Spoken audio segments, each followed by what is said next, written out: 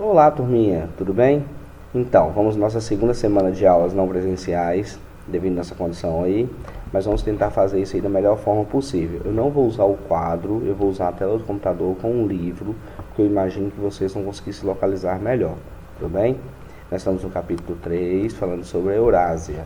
Eu deixei para vocês algumas atividadezinhas, eu fiz as videoaulas dividindo o capítulo em duas partes. Primeiro eu falei sobre os aspectos físicos e hidrografia.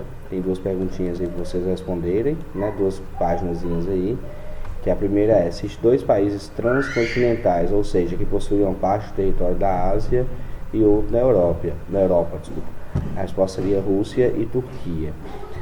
Letra B. Se o mapa não apresentasse uma linha divisória entre a Europa e a Ásia, você saberia informar onde é o limite? Então, um livro que sugere que seria mais difícil vocês conseguirem dividir, porque não existe uma divisão geográfica entre os dois continentes aqui. Tranquilo? Então vamos lá. Eu imagino que isso aqui deve ter sido tranquilo para vocês, porque é mais descritivo, né? Esse conteúdo é muito descritivo.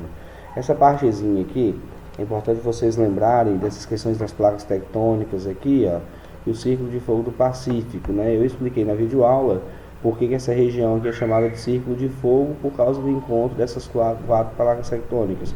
Então a gente tem áreas aqui em muitas bordas de placas tectônicas, o que sugere que são áreas que são suscetíveis a abalos sísmicos.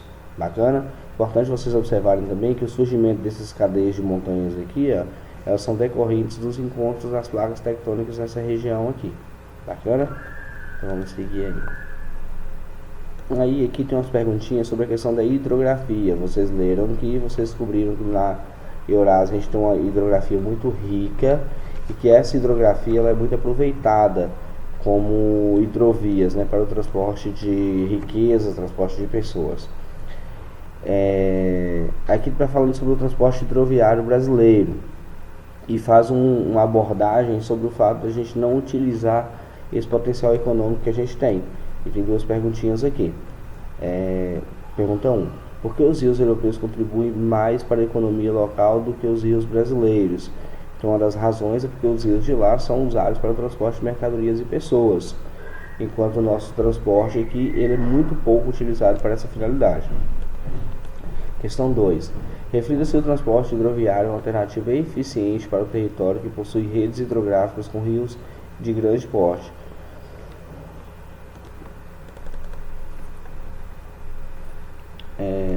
Formule hipóteses para responder por que no Brasil, país com elevado potencial hidroviário, esse sistema não é tão significativo.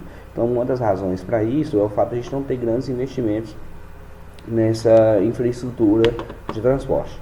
Beleza? Então, vamos seguir aqui. A gente fala agora sobre clima e vegetação, pessoal. Olha só.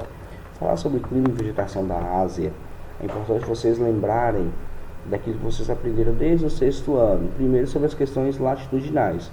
Então, a posição geográfica do território vai influenciar no seu tipo climático. E, obviamente, o tipo climático vai influenciar no tipo de vegetação. Então, a gente tem um mapinha aqui de clima e vegetação. Vocês podem perceber que os estratos do clima ele vai influenciar diretamente no extrato da vegetação. Tranquilo? Aqui em cima aqui a gente tem um clima polar muito severo, aqui embaixo a gente tem a vegetação típica de clima polar. Beleza? Aí a gente vai ter aqui, por exemplo, na Europa, uma faixa climática, aqui, deixa eu colocar aqui, temperada. Aí quando vocês lerem aqui, vocês vão observar o seguinte, que vai estar falando sobre áreas de clima temperado continental e de áreas de clima temperado litorâneo. O que vem a ser isso? As áreas de climas temperados litorâneos são áreas mais próximas às áreas de oceano, ou seja, são regiões que vai sofrer com a influência, vai ser influenciada pela maritimidade, que é aquilo quando você tem massas úmidas se deslocando do oceano para as bordas dos continentes. No interior do continente, aqui no caso da Europa, no caso da Ásia, a gente vai ter as questões da continentalidade, que são áreas um pouco mais secas do que as áreas de maritimidade. Tudo bem? Quando vocês lerem aqui, vocês vão perceber isso aqui. Aí a gente vai estar com algumas descrições de algumas formas, alguns tipos climáticos aqui. né? Você tem falando aqui que no norte da Eurásia, norte da Europa, você vai ter um clima muito frio por causa da proximidade com o círculo polar. Então, obviamente, a vegetação vai ser influenciada por isso. Uma coisa interessante que eu estou falando do outro lado é sobre o clima mediterrâneo. Olha aqui, o clima mediterrâneo aqui, desculpa, o clima mediterrâneo aqui, ó, que é nessa região aqui, bacana? O que é o clima mediterrâneo, galera? O clima mediterrâneo é mais ou menos o contrário do nosso. Lá a gente vai ter verões secos e invernos chuvosos. No caso do Brasil, a gente tem verões chuvosos e inverno um pouco mais seco. Por que isso acontece nessa região? Porque você vai ter um grande deslocamento de massas de ar dessa região do deserto do Saara aqui, ó, em direção à Europa, certo? Então a gente vai ter essa influência dessas massas de ar quente do deserto do Saara. E nessa região aqui vai ter também a influência desses desertos da Arábia aqui soprando para cá. Bacana? Então aqui a gente vai ter um clima chamado de clima mediterrâneo. Tudo bem? É diferente do clima equatorial aqui, ó. O clima mediterrâneo é aqui. Beleza? Vou passar a página aqui. Muito bem. Aqui nesse desenho aqui, acabei esquecendo o nome dele. Nesse esquema aqui, a gente vai ter uma relação sobre altitude e vegetação. Por que a altitude vai influenciar na vegetação? Porque a altitude vai influenciar no clima. Quanto mais longe você vai estar da superfície terrestre, quanto mais alto for o relevo, menor vai ser a temperatura. Por quê? Porque o calor ele é proveniente da superfície terrestre. Então, se ele está distante, ele vai ter áreas menos aquecidas. Aí tem aqui um desenhozinho aqui que vai dar um extrato de vegetação por cada faixa de altitude. Ó. Tem 1000 metros, tem esse tipo de vegetação, tem 2000 metros parecido com taiga, a vegetação vai ficando mais rala, e aqui em cima são regiões com climas próximos, parecidos com regiões de climas polares. Bacana? Tá bem tranquilinho assim para vocês. Aqui, aí tá falando do deserto aqui. O deserto é uma observação muito legal, é o seguinte: os desertos, eles surgem, no caso da Europa, da Eurásia aqui, ó, eles são muito influenciados pela questão do relevo. Deixa eu voltar no relevo aqui. Vocês percebem o seguinte: essas regiões aqui, ó, atrás das formações rochosas de maiores altitudes, vão ter desertos. Por quê? Porque essas formações de relevo vão impedir os ventos úmidos penetrarem aqui nas regiões oceânicas. Bacana? Então a gente vai ter essas regiões de deserto. Vou pegar aqui de clima. A gente vai ter essas regiões de deserto aqui, ó.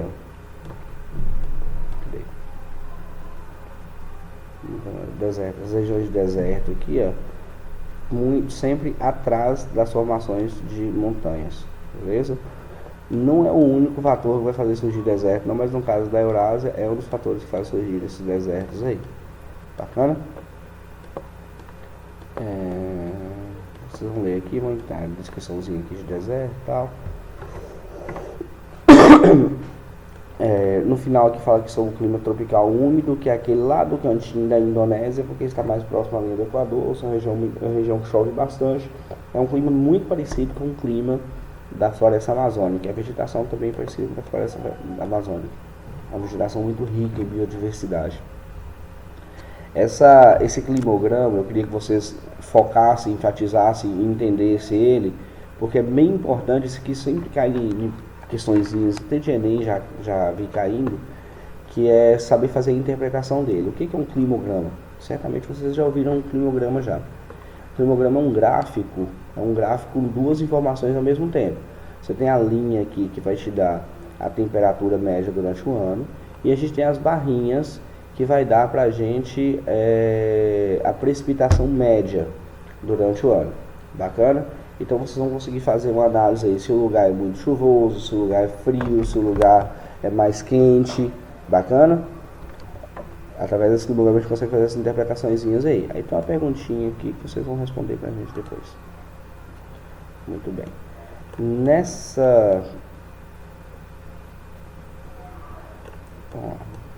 Nessa página aqui tá falando sobre os climas de monções, né? O que é clima de monção, galera? Olha só, deixa eu voltar no mapa. ficar fácil de explicar para vocês.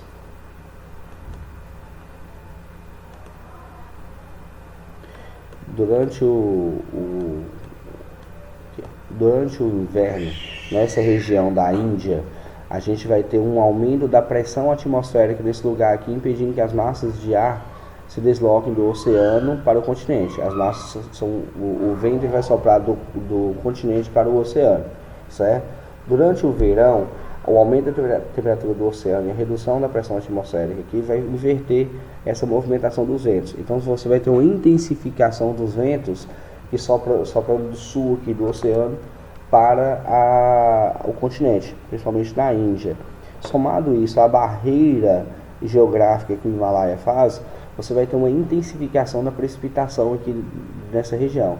Precipitação é chuva, né? Você vai ter uma intensificação de chuvas nessa região. Então a gente vai ter, nesse período do ano, as monções úmidas, e quando é a primeira que eu falei, vão ser as monções secas, certo? Então monções úmidas são períodos do ano em que chove muito, né? Devido a essa inversão do vento aí, né? O vento vai soprar do sul do oceano para o continente, vai fazer com que chova muito nessa região, mas é muita chuva. Inclusive vocês podem até fazer uma pesquisazinha rápida aí sobre as monções desse ano na Índia, que provocou muitos alagamentos, muitas situações teve muita chuva durante o ano, desculpa. Tem duas coisas que eu lembrei. Bacana, olha só a imagem aqui, ó. E as pessoas são acostumadas com isso, que estão com água aqui na canela aqui, aí tá de boa, tá tranquilão, tá seguindo a vida normal, porque realmente são períodos do ano em que é muito comum chover. Nesse caso aqui foi em Bangladesh, né? Aí na próxima página, já estou finalizando já, viu? Próxima página, a gente tem sobre as regionalizações propostas para a Eurásia. Então vocês vão ver que em cada regiãozinha aí, essas regionalizações é feitas com base nos aspectos históricos, culturais, econômicos e geográficos, percebendo-se que as regiões elas são próximas geograficamente, né? Então leve em conta também a localização geográfica desses lugares aí. A gente está finalizando já, é um conteúdo mais descritivo dessa página, pouco interpretativo e mais descritivo. Acredito que vocês não vão ter dúvidas em relação a isso. Eu vou mandar para vocês o cronograma de atividades da semana. Então assim, eu gostaria muito que vocês assistissem a videoaula da primeira aula da semana. Algum professor deve ter orientado, a própria coordenação da escola deve ter orientado a vocês a seguirem o máximo possível o horário de aula. Então na aula que foi geografia, aula de geografia, português. Então vocês vão na primeira aula assistir o vídeo, fazer as marcações no livro, responder essas questõezinhas que estão soltas aí. Na segunda aula da semana vocês vão responder as atividades ao final do capítulo. Bacana? E eu vou mandar para vocês também em anexo a correção das atividades suplementares que eu passei na semana passada. Tranquilo? Porque essa semana vocês já finalizam as atividades suplementares e já corrijam ela aí com vocês.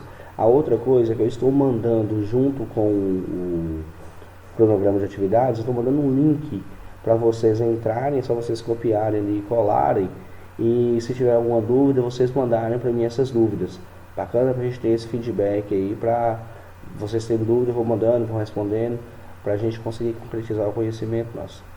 Bacana? Fiquem com Deus, espero que estejam aprendendo, espero que eu estou ajudando. Qualquer coisa, entre em contato com a gente, fala com a escola, vai no sinal de fumaça, qualquer coisinha aí que a gente pode ajudar, beleza? Fique com Deus, beijo.